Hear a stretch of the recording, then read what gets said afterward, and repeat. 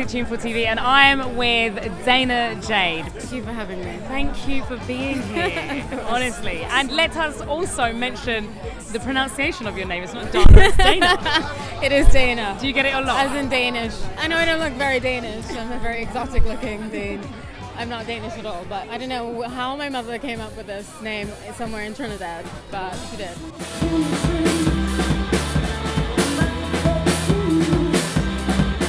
It's good that you've mentioned you're from Trinidad, and you hear a lot of Trinidadian influences in your music. Tell us about that.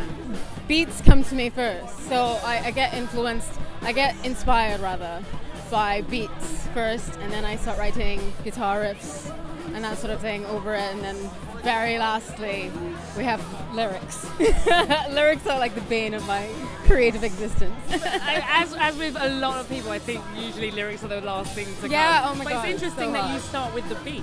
I do start with the beat, which is like, I'm a real guitar traitor like that. I'm like, now I think like a drummer.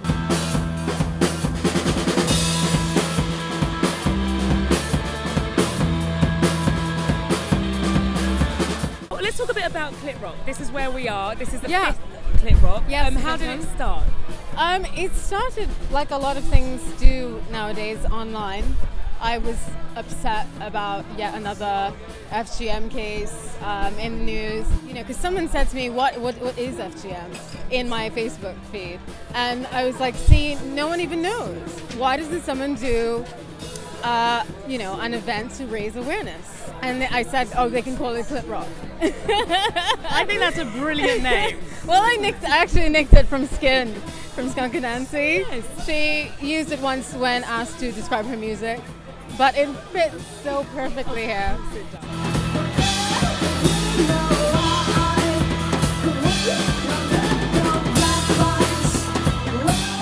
And no one wanted to talk about FGM, and they were like, shuffle and look at their feet. But you say FGM now and people are like, yes, let's talk about that. So we've seen it go from, you know, it's grown, definitely. Just to know that people know what you're talking about when you say FGM. Well, how far do you want to take it, or can it go? There's talk about a documentary, which would be nice, because I do think, you know, all the people involved in this are really cool artists and activists, and there's a whole scene. I'm hoping for a festival someday, soon. Any festivals watching, invite us. We can curate a stage together. Where can people learn about Clit Rock? We're online, we're on Facebook, on Twitter. Daughters of Eve have a website, Layla Hussein has a website. The Girl Generation now is a new African-led global movement to continue the campaign to end FGM. So there's like 100 things you can do. And do you have anything else in the pipeline that you want to talk about at the moment? I'm recording new stuff. It's all very fusiony still. That's you though, that's what we want from you. I think so. I think I figured out that's my niche. It's like going to be worldly beats, Trinidad, Africa, India, my influences, my background, all coming together in the sound. So look forward to that early next year, hopefully. Yeah, I can't wait. I cannot wait. We're going to be waiting with bated breath. Everybody, Dana Jade. Thank you very much. Thanks for having me. If only you dared, I'd find it strange not to think you're so good. If only you dared, I have the time to take me back. Tell us about your new single that you're about to release that I'm super excited about. Yeah, thank you. My new single is called If Only You Were Dead. It's an eccentric breakup song. It's about, you know, like how somebody might feel when they've broken up with someone, and wishing it, like thinking it would be easier if these people were erased from the face of the... I think we've all been there, haven't we? Exactly.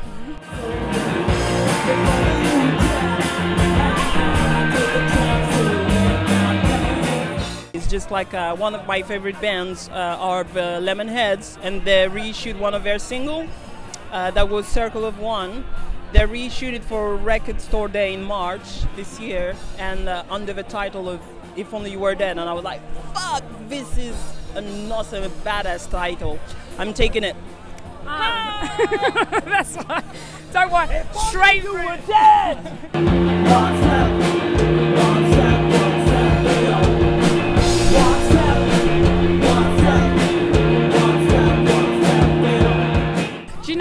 you just reminded me, because actually I was, you know, when I was on holiday in the States, I was in San Francisco and I went to Amoeba Music, which was a great record store, and I saw a massive poster of the Lemonheads, and I was like, I need to get this for lunch, and I didn't. Why didn't you? One, because my suitcase was too small.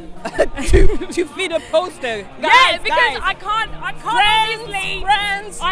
obviously give her a bent and dog-eared poster that I've stuffed in.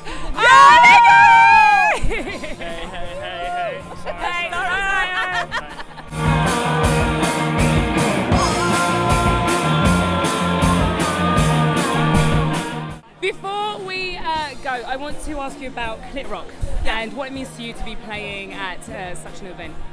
Well, I don't do much charity, so it's always a pleasure to contribute in one way or another. And I think people, and women in particular, should end their life the same way they've started it. So with a clit, really. A clit, like if you're a female, you're born with a clit, and it should be the case for the rest of your life. We need to eradicate like this custom like happening in a lot of countries still in 2014. Thank you. Well, thank you for your time, everybody. Solange from Madame So.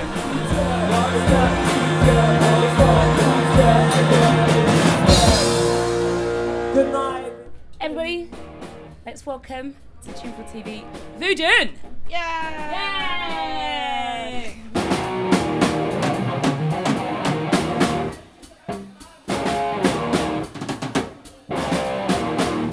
I've been trying to get you guys all the time. Sorry, and I never get to get you. Elusive. So elusive.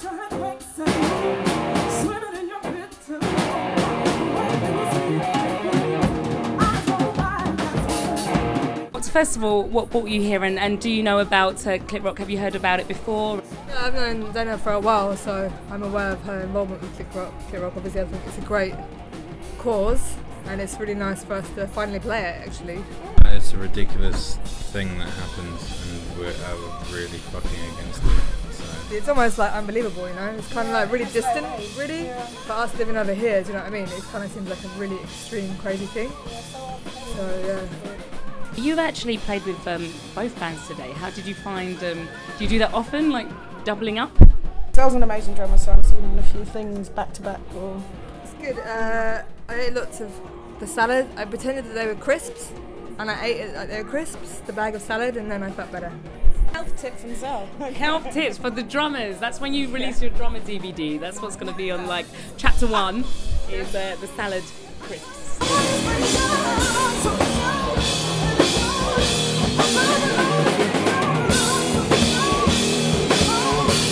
You've got some new music coming out. Can you tell us about that?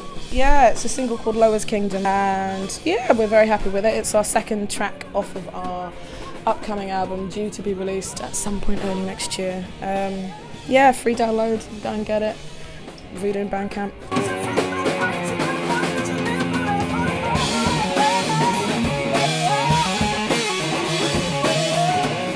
How did you guys all get together and find each other? You guys seem to be like really accomplished musicians with a lot of experience. What brought you together? We met in Portugal.